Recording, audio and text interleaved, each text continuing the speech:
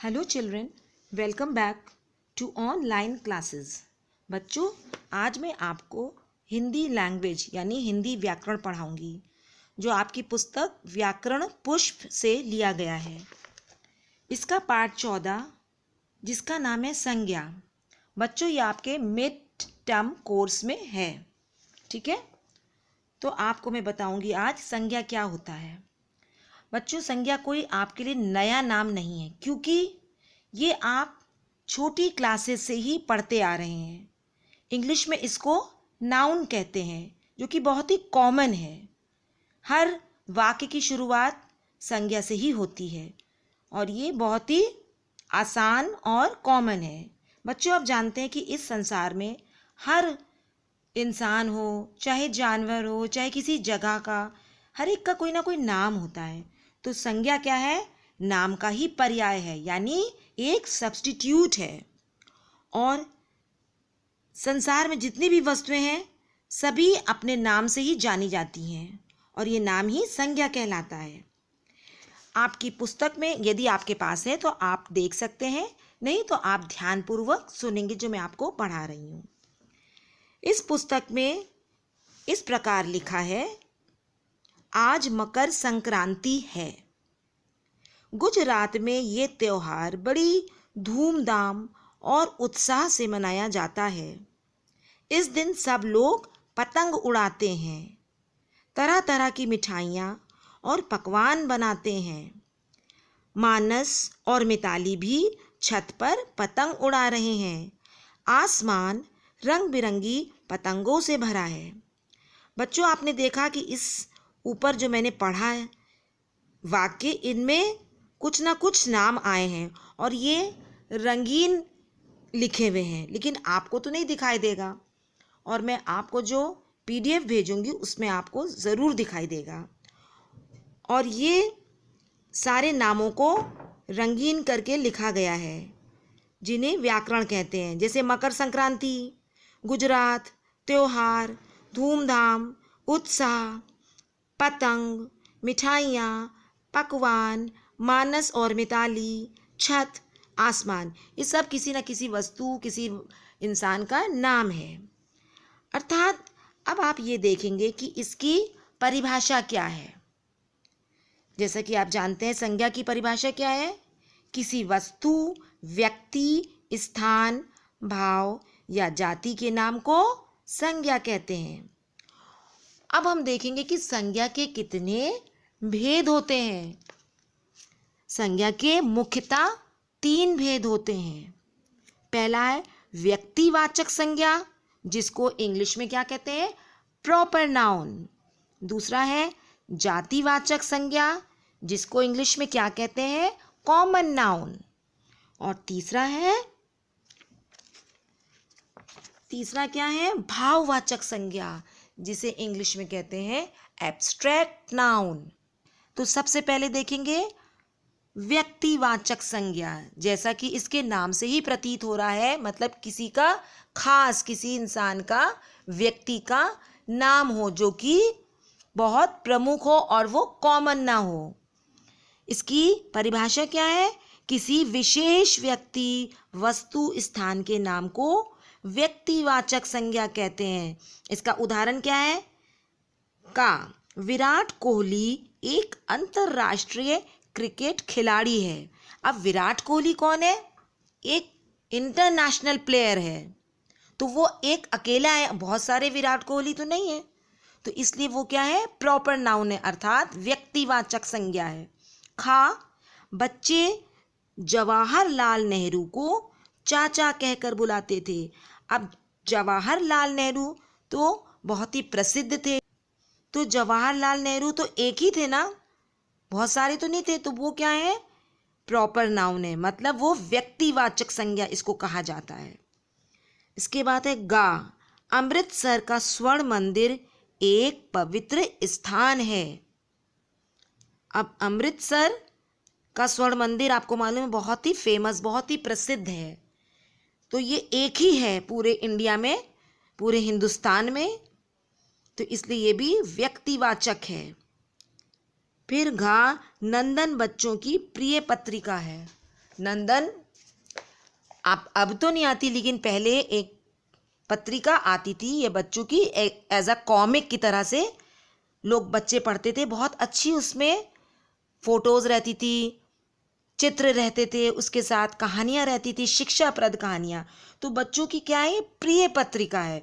तो नंदन, हर कहानी की पुस्तक का नाम नंदन तो नहीं होता, तो वो एक ही है, तो इसलिए इसको क्या कहेंगे, व्यक्तिवाचक संज्ञा।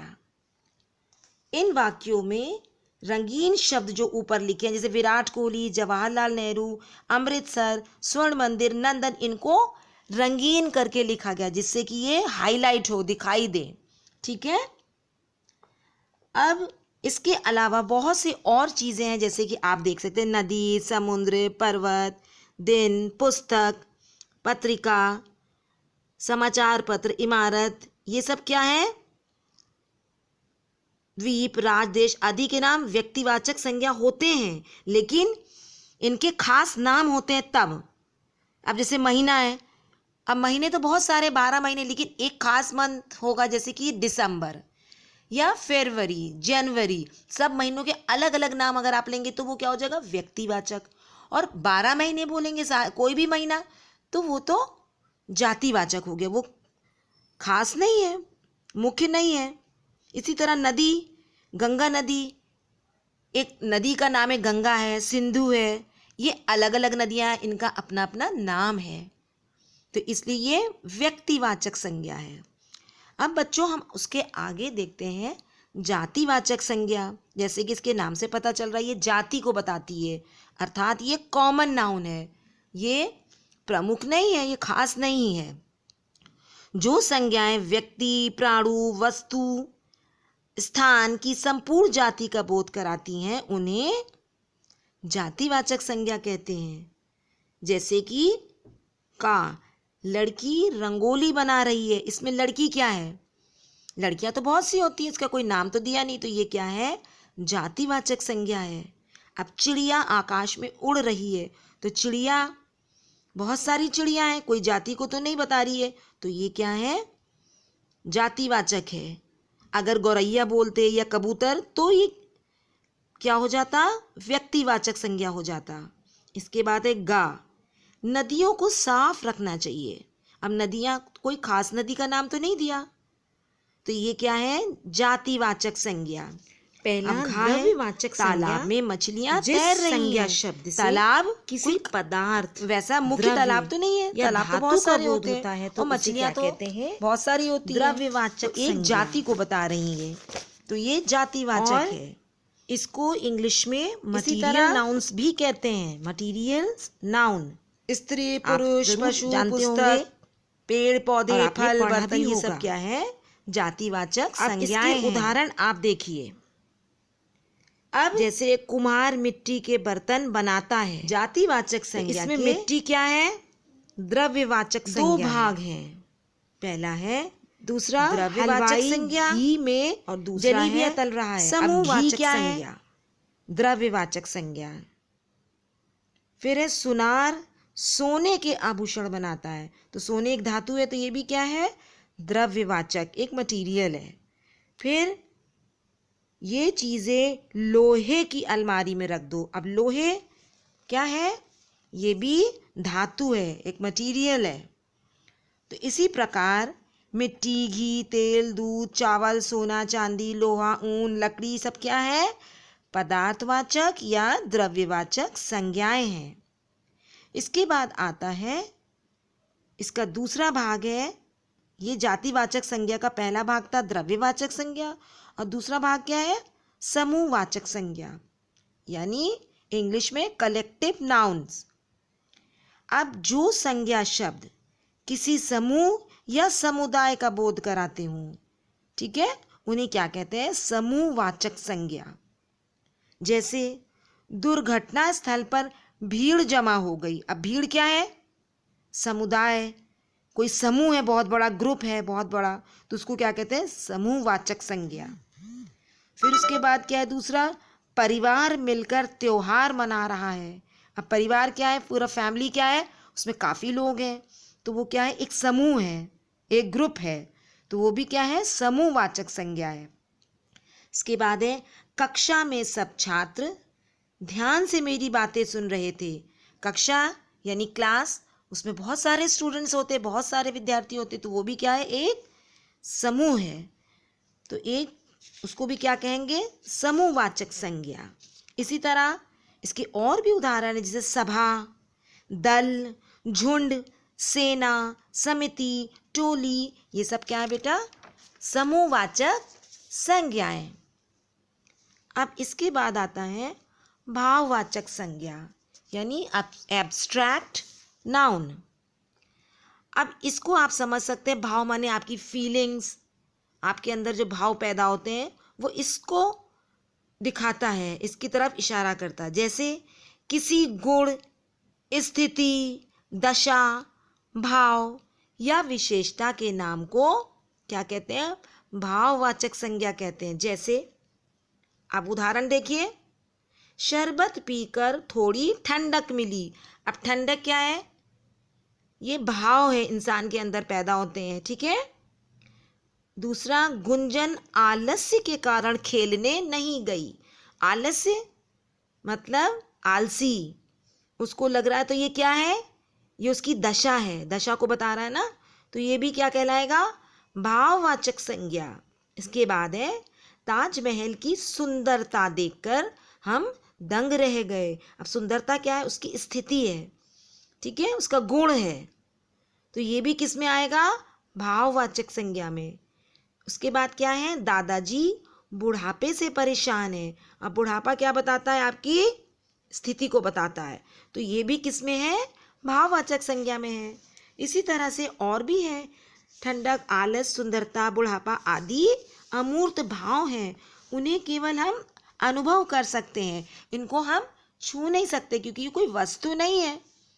इसी तरह भाववाचक संज्ञा है, जैसे वीरता, सत्य, अहिंसा, हरियाली, लंबाई, अमीरी, सफेदी, क्रोध, ममता, चोरी, घृणा, प्रेम आदि क्या है, भाववाचक संज्ञाएं हैं। अब सबसे पहले हम देखते हैं व्यक्तिवाचक संज्ञा का जातिवाचक संज्ञा के रूप में प्रयोग।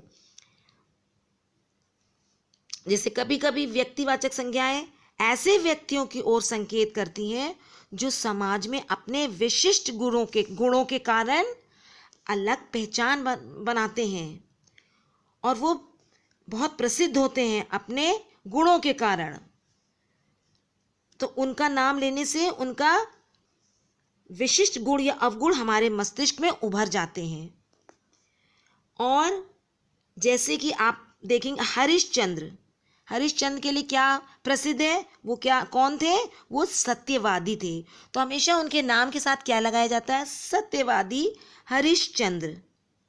तो हरिश्चंद्र तो व्यक्तिवाचक, लेकिन सत्यवादी तो जातिवाचक है ना, लेकिन यहाँ व्यक्तिवाचक से जातिवाचक संज्ञा के रूप में प्रयोग हो रहा है। दूसरा है जयचंद। जयचंद कौन था, विश्वासघाती था, बहुत ही उसने विश्वासघात किया, किसी को धोखा दिया था, तो उसके नाम के सामने क्या लगता है, विश्वासघाती जयचंद, ठीक है। उसके बाद आता है विभीषण।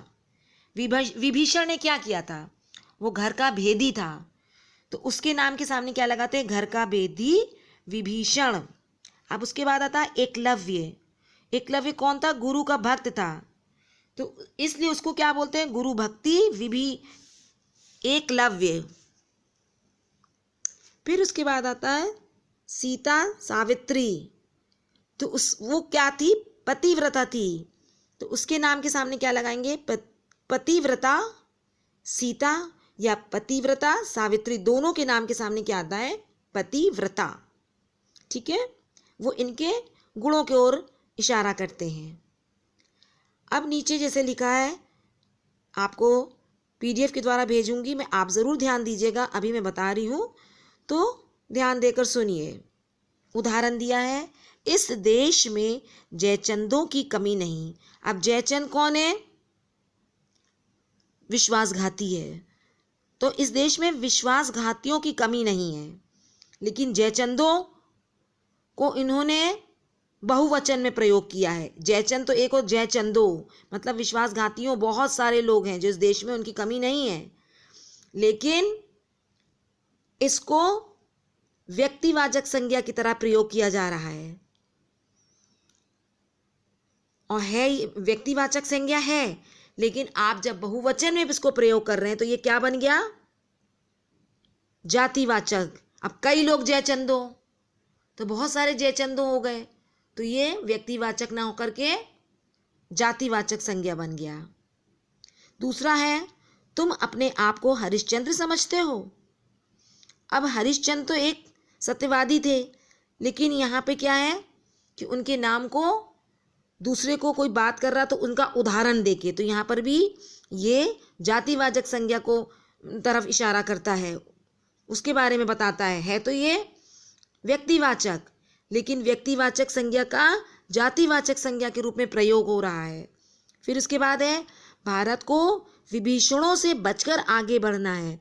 अब विभीषण कौन था? घर का भेदी था, मतलब विश्वासघाती था, उसने घर का भेद बता दिया, तो ऐसे लोगों से भारत को बचकर रहना है। लेकिन विभीषण तो एक था, यहाँ विभीषणों हैं तो कई हो गए, तो ये जातिवाचक संज्ञा यहाँ बन गया है। ठीक है, उसके बाद हम आगे देखते हैं जातिवाचक संज्ञा का व्यक्तिवाचक संज्ञा के रूप में प्रयोग। अब उसका उल्टा है। अब कभी कभी जातिवाचक संज्ञाएं रूढ़ हो जाती हैं, मतलब बहुत प्रसिद्ध हो जाती हैं और किसी व्यक्ति या विशेष स्थान के अर्थ में प्रयुक्त होने लगते हैं। जैसे पंडित जी भारत के पहले प्रधानमंत्री थे। अब जवाहरलाल नेहरू के नाम के सामने क्या लगाया जाता था? पंडित जी। उनका नाम पंडित जी के नाम से प्रसिद्ध हो गया था। तो वैसे तो पंडित तो बहुत सारे पंडित होते हैं, है तो ये जातिवाचक संज्ञा, लेकिन अब प्रधानमंत्री जवाहरलाल नेहरू के साथ इसको प्रयोग किया जाता था, ये इस नाम से प्रसिद्ध हो गए थे, तो इसलिए ये व्यक्तिवाचक संज्ञा के रूप में प्रयोग होने लग गया। इसके बाद आता है, शास्त्री जी ने जय जवान जय किसान का नारा दिया।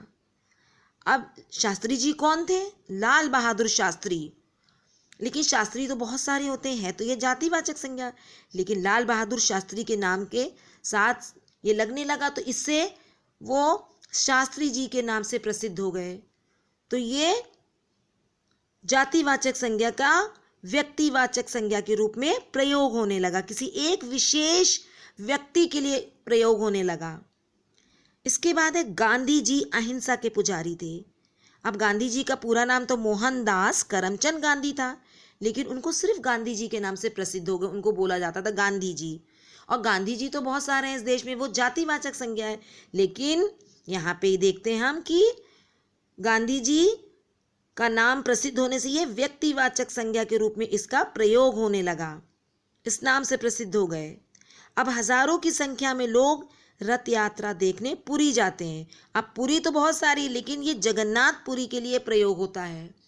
तो जगन्नाथपुरी एक जगह का नाम है, ये है व्यक्तिवाचक, लेकिन इसको पुरी के नाम से प्रसिद्धि मिली, तो इसलिए ये जातिवाचक होते हुए भी व्यक्तिवाचक संज्ञा के रूप में प्रसिद्ध हो गया। फिर नेताजी ने कहा, तुम मुझे खून दो, मैं तुम्हें आज़ादी दूंगा। अब नेताजी किसके लिए प्रयोग होता था? सुभाष चंद्र बोस के लिए। कैसे प्रयोग होता था? नेताजी सुभाष चंद्र बोस।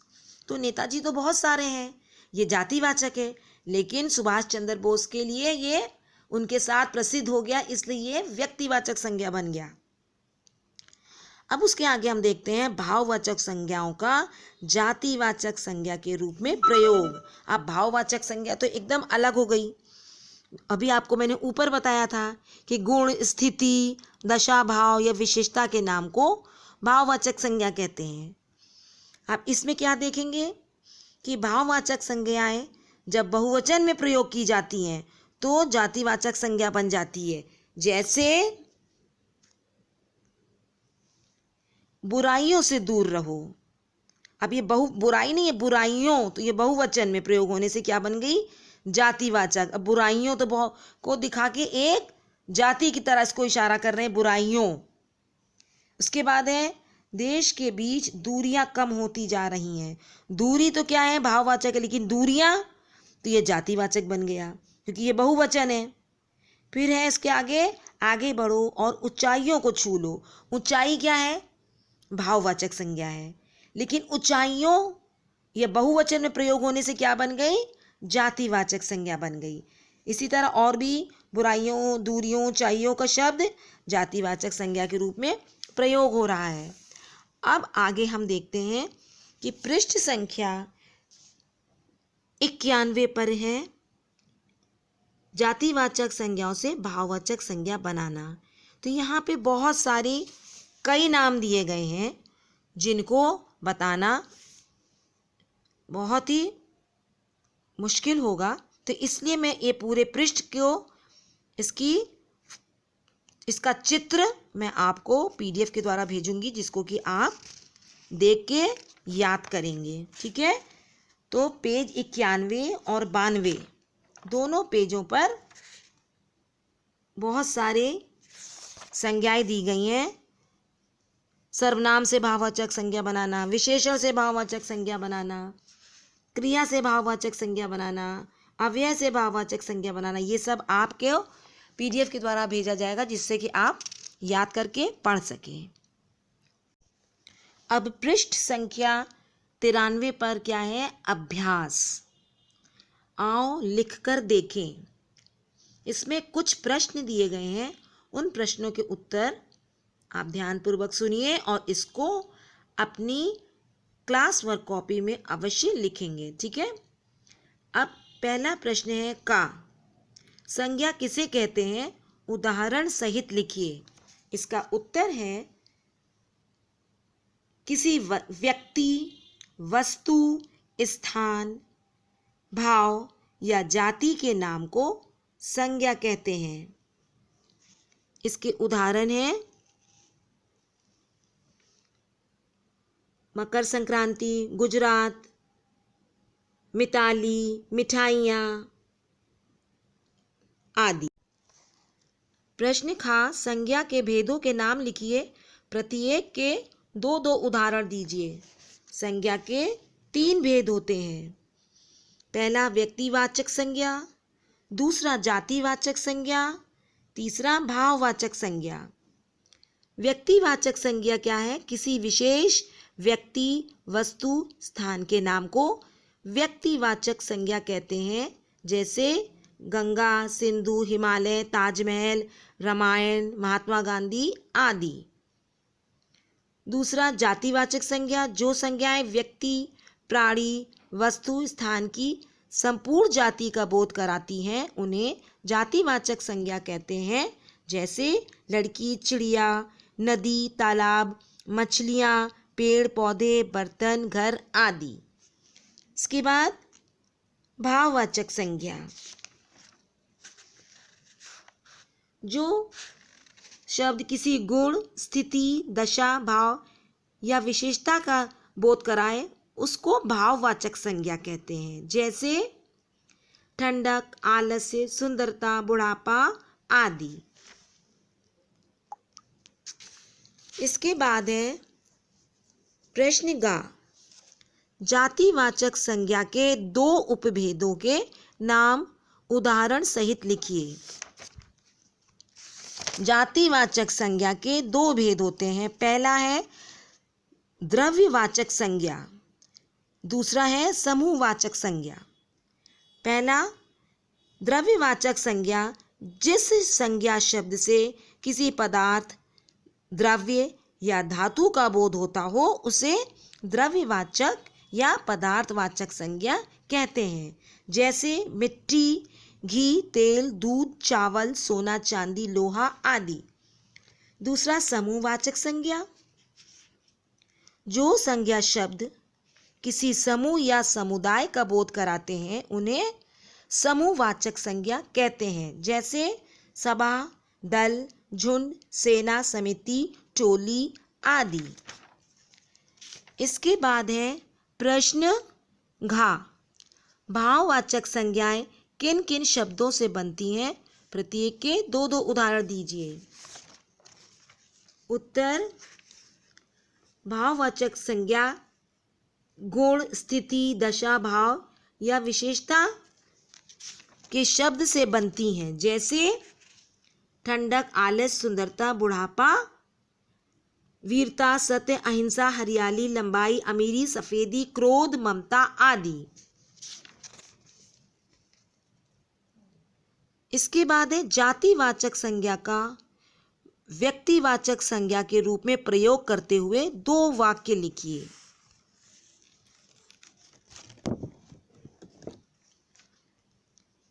उत्तर: कभी कभी जातिवाचक संज्ञाएं प्रसिद्ध हो जाती हैं और किसी व्यक्ति या स्थान विशेष के अर्थ में प्रयुक्त होने लगती हैं। जैसे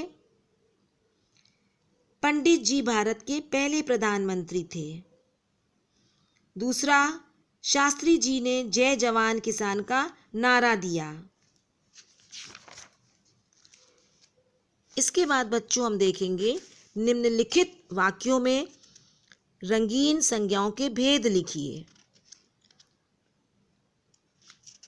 इसको यहाँ पे मैंने लिखा हुआ है, उसकी साड़ी बहुत सुंदर है। अब साड़ी क्या है? जातिवाचक संज्ञा है।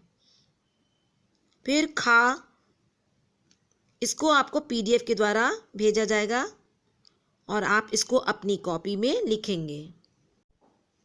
इसके बाद है निम्नलिखित वाक्यों में रंगीन संज्ञाओं के भेद लिखिए।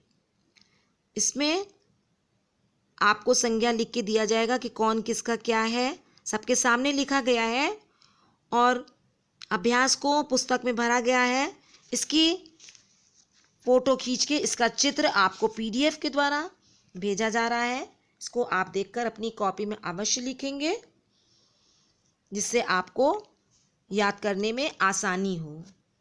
पृष्ठ 93 और 94 पर अभ्यास है, जिसको आप देखकर अपनी कॉपी में लिखेंगे और याद करेंगे। ठीक है?